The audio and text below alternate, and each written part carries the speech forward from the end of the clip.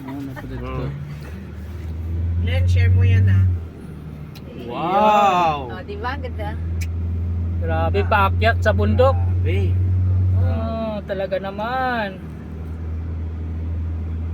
Ayun, oh. Aba, ang hirap umakyat nun. Matagal siguro yung kahoy na to. 6 km per hour. Oh. Ayun. Tapos, pababa na naman, palusong. Ayan. Kahoy na to sa tagal mo ganda yung ano to eh. Pero pag gabi ka dito, naku. Hindi kaya pa sa May white lady dito, sigurado.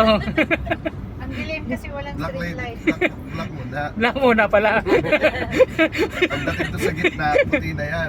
Dahil sa tayo. Nang dahil sa batik-batik. Natuloy ang usapan. tagal na panahon to. Ang ganda. Kita nyo, ang ganda ng kaho, ng puno. Oh. Ang ganda ng kalsada. Oh. Pero- Len, pa-share yan ah. Share mo daw yan din. Sa kalaunan, ay hindi na maganda. Nakita nyo, Oh. yung mga damo, ay layang-laya na. Oh. Kaya, Sabi na ako, mga, hulog na butali sa patik-patik. mga kapatid, ang buhay natin ay hindi lang puro maganda. Oh, tama, tama. Darating yung panahon Oh. na may karoon din tayo ng ganyan. Oh, tama, tama. Kaya, Kailangan meron ka ding ano, reels na ganyan kasi Ah. magaling kang magkwento eh. Oh, Diba? tama, tama. Malay mo, magkapera ka pa dyan. Oh, bandang huli. Oo. nadali nga sila sa akin. Yung una kong pasok sa shop, nadali sila sa akin eh. Yung taga Iloilo kong kasama, kasi Iloilo may aswang doon sa kanila eh. Sa Binyas. Ito si Greg. Si Greg ano yan eh. Malantay dyan, ha? Minsan may uwil din sa katawan yan eh. Delikado tayo. Pag may maulil Lumilipat. May langis. Pero nasa loob kami ng sasakyan. Nasa loob na kami ng sasakyan. Yung dalawang mga Ilonggo, nag-uusap sila na may aswang daw sa kanila. Ganyan. Sabi ko, ako totoo yan, experience ko yan. Oh. Kasi yung lolo ko talagang hindi mamamatay. Oh. 2 buwan na nakaratay, hindi mamamatay. Oh. Grabe, ang lolo mo na yun. Tahimik sila lahat. No?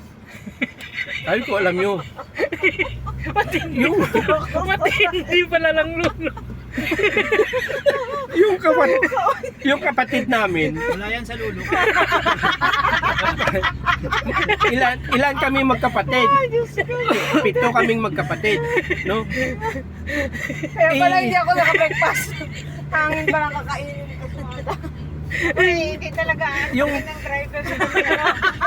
Nangdoon kaming magkapatid, pero yung pinsan namin na si Berto, nasa Maynila, yun yung gusto-gusto ng lulo namin. Kaya may iiwan daw siya. Mabuti na lang din naging Eh, Alberto. salamat kami nga hindi kami nga magkapatid yung iniwanan niya, yung pinsan namin.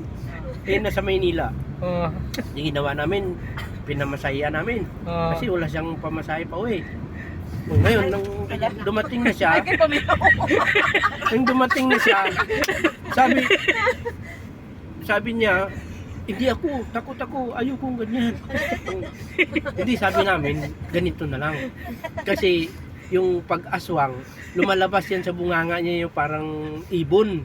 Ta-transfer yan sa'yo. So, ang gagawin natin, ang gagawin natin, kung ano ang iiwan niya, sabihin mo lang oo. Tapos pero yung bunganga mo, lagyan natin ng ano yan, yung tela na hindi makapasok. Di ngayon no, silip kami na silip sa may butas ng dingding, nang doon na sa taas, no? Namay na magkundi si ate kay kuya.